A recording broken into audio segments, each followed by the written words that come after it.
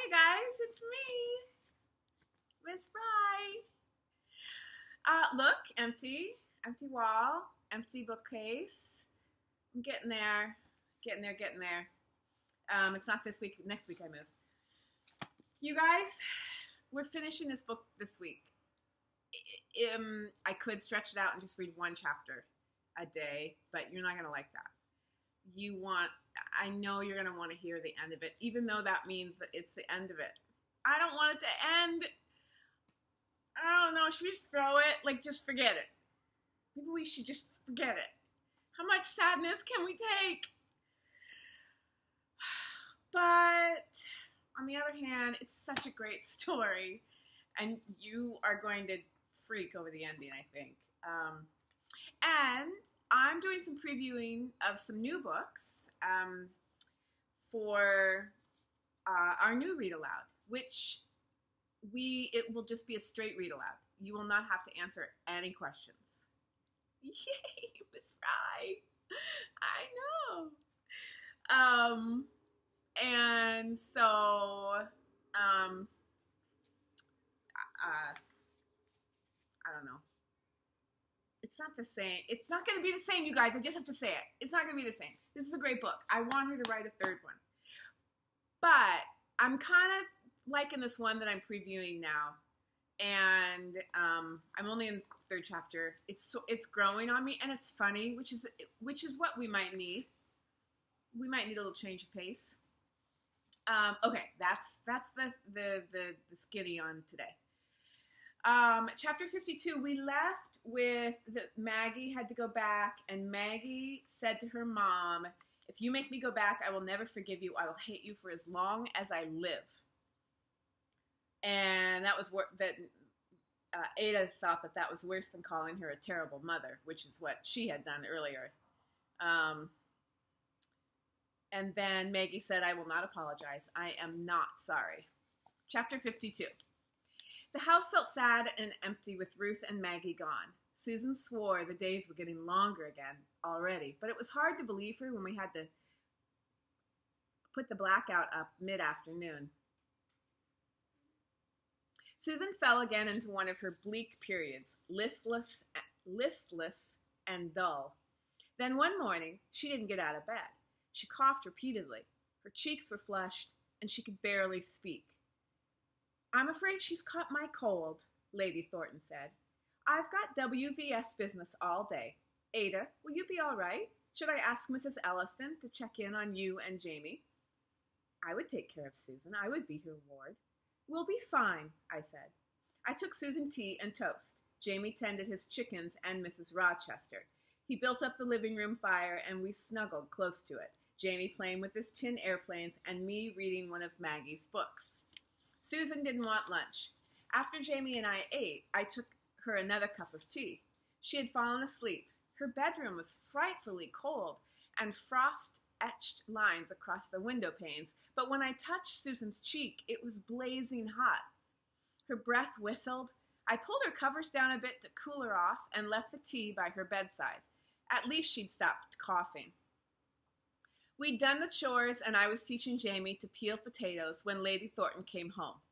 "How's Susan?" she asked. I checked on her. I glanced at the clock. Half an hour ago. She was sleeping. She'd been asleep all afternoon. "Good," Lady Thornton said. "Sleep is the best thing for her." I sent Jamie up just before dinner. Susan was still asleep. "I hate to wake her," Lady Thornton said. "How did she seem?" Jamie shrugged. "Asleep." After dinner, we washed up and started the pig slop and swept the floor. Lady Thornton went up to check on Susan herself. "Ada," she called a moment later. The sharp urgency in her voice startled me. "Was she like this earlier?" I went to the stairs. Lady Thornton looked down at me, her forehead creased with concern. "With such a high fever and breathing this hard?" I ran up the stairs. Susan's eyes were half open, glazed and unfocused. Her mouth was open, and I could hear her breath whistling, much louder than before. "She was warm," I said, "but I took some of her covers off." "Well, she has a fever," Lady Thornton said. Susan groaned. Lady Thornton leaned closer. "What is it?" Lady Thornton asked. Susan whispered, "Hurts." "How badly does it hurt?" Lady Thornton's voice sounded angry and gentle at the same time. Yes, Susan's eyes slid closed. I stood rooted to the floor.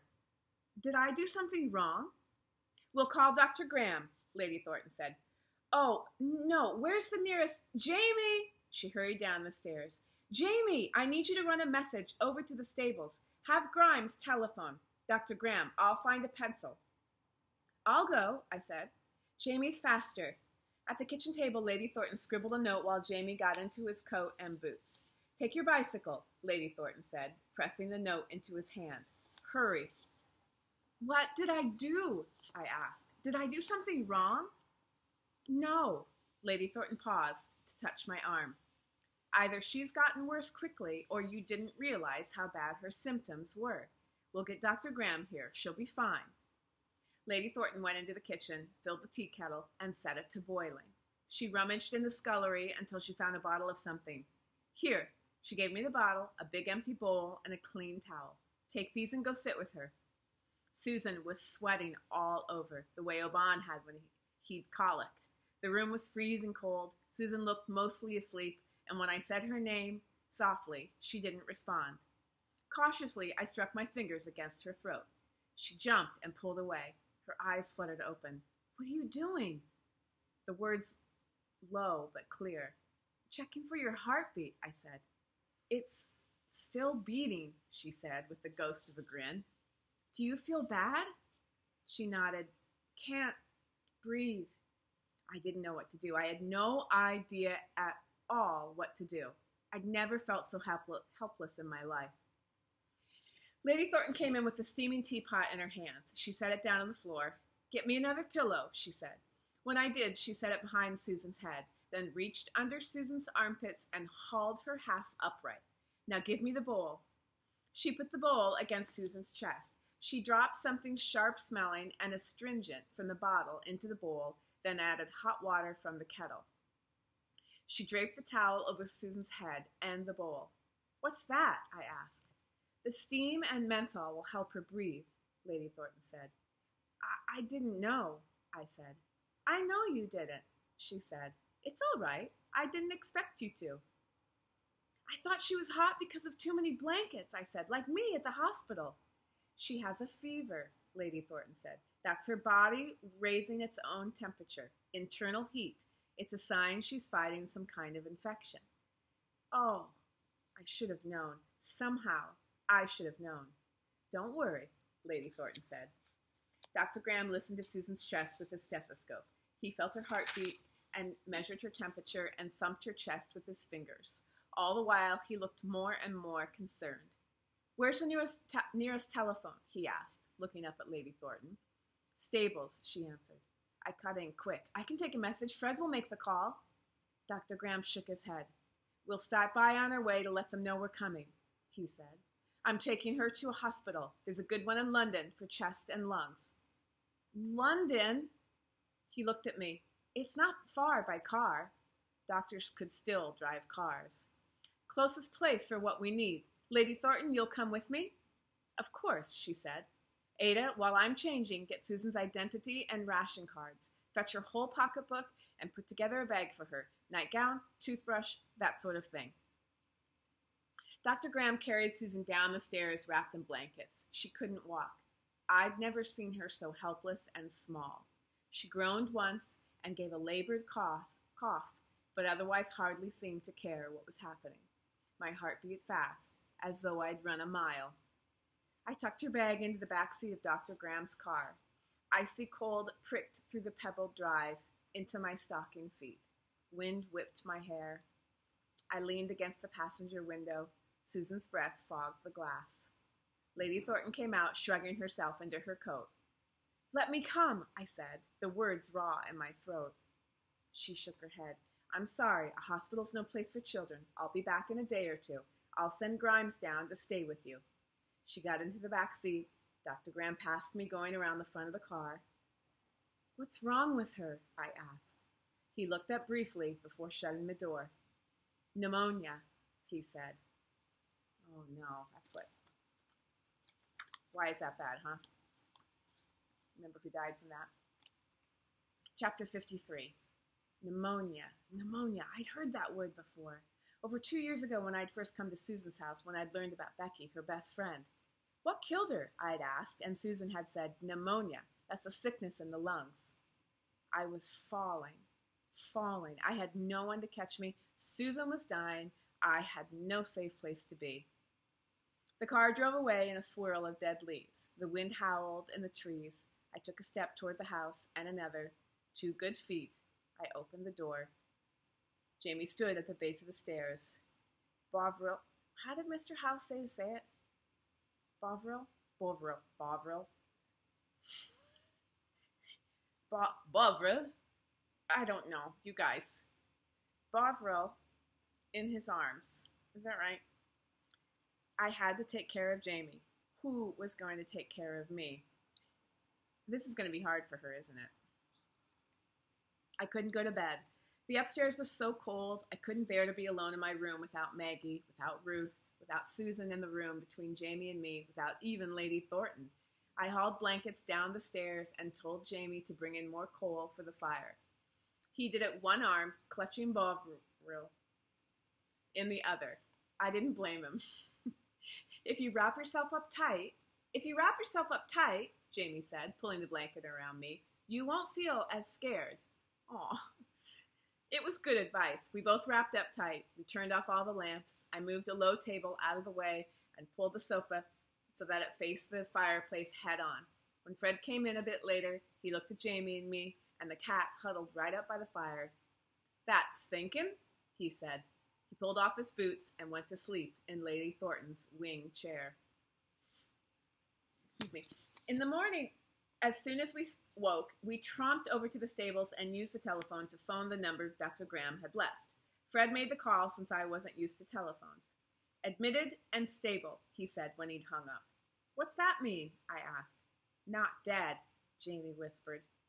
No, Fred patted Jamie's back. She's in hospital and they're taking care of her. She isn't going to die. Becky died, Jamie said, so I knew that he remembered too. I was Susan's ward. I was supposed to guard her. She was supposed to guard me. All that day and the next, I felt like I had a band of steel wrapped tight around my middle. I didn't have pneumonia, but I could barely breathe. I could barely function. I did my work. I did all the work I could find to do, every last small thing, but whenever I tried to eat, my throat closed and I couldn't swallow. At night, I couldn't sleep. I wrapped up tight on the sofa and cuddled Jamie and his cat and listened to Fred snore from the wing chair. It really does say, and his cat. I'm not just saying that. See it? Because I don't know how to say Bovril. When Lady Thornton walked in midday on the second day, I burst into sobs. I didn't want to, but I couldn't stop. I started to ask how Susan was, and the words turned into nonsense syllables, and those turned into horrible, jagged crying sounds and tears. Oh, I've done that before. Lady Thornton stared at me. I stood in the kitchen, sobbing. I didn't want her to touch me. I didn't know how to calm down. Jamie ran in with one of our blankets. Here, he said.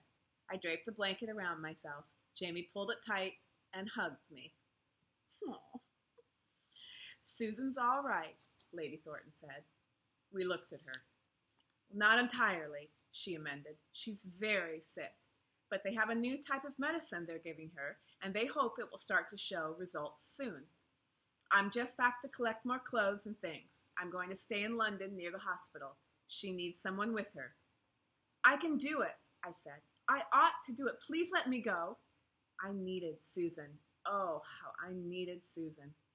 They only allow visitors in to see her once a day, Lady Thornton said. That's not much, and you have to be at least 12 years old. They won't let Jamie in. They did at my hospital, I said. Children's orthopedics might bend the rules, Lady Thornton said. Women's pulmonary never will. She studied me. Ada, you look awful. You need to take care of yourself. I had needed all the care I could give myself just to keep from falling completely apart. I said, Becky died of pneumonia. Lady Thornton's face clouded. That's right, I'd forgotten. She thought for a moment. Jamie, I'll ask Mrs. Elliston if she can keep you. Ada, you can come with me. Pack your things. Wow, Lady Thornton. Nice. I want to go too, Jamie said. Lady Thornton didn't reply. I'd always taken care of Jamie before anything else. He would manage with the Ellistons. I wouldn't. Chapter 54. Dr. Graham said London was a short trip by car. It was a long one by train. I'd traveled the route 3 times before in my life. 2 good, 1 bad. Now this, the worst of all. I had to force myself to breathe. Lady Thornton patted my knee. She said, "No matter what happens, you'll be all right." I stared at her. She said, "You and Jamie won't be left alone in the world. If it comes to the worst, I would be willing to take custody of you." I couldn't speak. "Lord Thornton and I," she said. Still couldn't speak. "It doesn't matter," Lady Thornton said. She opened her purse and rummaged inside it. It won't come to that. She'll be fine." It could come to that. Otherwise, Lady Thornton wouldn't have said so. I knew I should be grateful. I was certain I should feel grateful that Lady Thornton was willing to guard Jamie and me. Someday, I would be grateful. Right now, I had no room. By the time we reached London, it was black dark. I was surprised to see taxis outside the station. Lady Thornton hailed one. "Claridge's," she said to the driver. To me, she said, "We've missed visiting hours. I'll call the hospital from the hotel." Claridge's is a really beautiful, fancy hotel, it was. I fidgeted with the belt on my coat. I need to see her." "Yes," Lady Thornton said. "We'll go tomorrow, first thing, and see if we can speak to a doctor. Visiting hours are in the afternoon." "I need to see her today." "I understand," Lady Thornton said. "You can't, however. I can't fix that." Well, at least Lady Thornton heard me. I don't know how the taxi driver navigated the blacked out streets. We rushed through complete darkness, and when we stopped, there was still no light to see where we were. On the sidewalk, a uniformed man held a small, dim flashlight. "Welcome, madame," he said, opening a blacked-out door. Immediately beyond the first door was a pitch-dark space and a second blacked-out door. Immediately beyond the second door was an enormous, astonishingly bright room with a smooth, shiny, black-and-white floor and a huge electric light hung with hundreds of pieces of sparkling glass. Lady Thornton twitched my hand. "Don't ogle," she said, like stare. I dropped my eyes and moved to stand beside her. She spoke to a man behind a counter, and then another man picked up Lady Thornton's suitcase. It held my things too, and led us into a small room like a closet. Lady Thornton and the man turned around, so they were facing the door we'd come in. The little room shook for a moment, then the door opened, on its own, onto a different place, as though the entire building had shifted while we stood in the closet. "It's a lift," Lady Thornton said, pushing me forward. "Haven't you been in a lift before?" "An elevator." The closet had moved, not the building. The closet had moved up. The man opened a long series of doors with a key. He showed us into a room with flowered carpet and colored walls and 2 beds made up fancy. It reminded me of Thornton House. The man left. "Put on your church dress and wash your face," Lady Thornton said. "We'll go down and eat." I said, "I thought we'd stay in rooms over a pub." "I've always preferred Claridge's," Lady Thornton replied. Can you imagine? Lady Thornton above a bar. Dinner was served in an impossibly, not that there's anything wrong with that, just saying, but Lady Thornton above a pub at this time. Dinner was served in an impossibly grand room, but the food itself was quite normal, probably because of the war. "Can't you eat more than that?" Lady Thornton asked. I shook my head. "No, I suppose not," she said. "Never mind." She glanced at the newspaper she'd asked the waiter to bring her. "What else shall we do tomorrow?" "Susan," I whispered. "Yes, my dear, but besides that..." Okay, you know what, you guys? I think I'm going to stop there because it's already 20 minutes. And that way you can make it stretch a little bit. Are you yelling at me? Don't yell at me. Looking for my bookmark. Okay. So tomorrow, what do you think they're going to do tomorrow? They're in London. All right. I'll see you tomorrow. Don't forget to read your book club's work, and we'll start again. Okay, bye.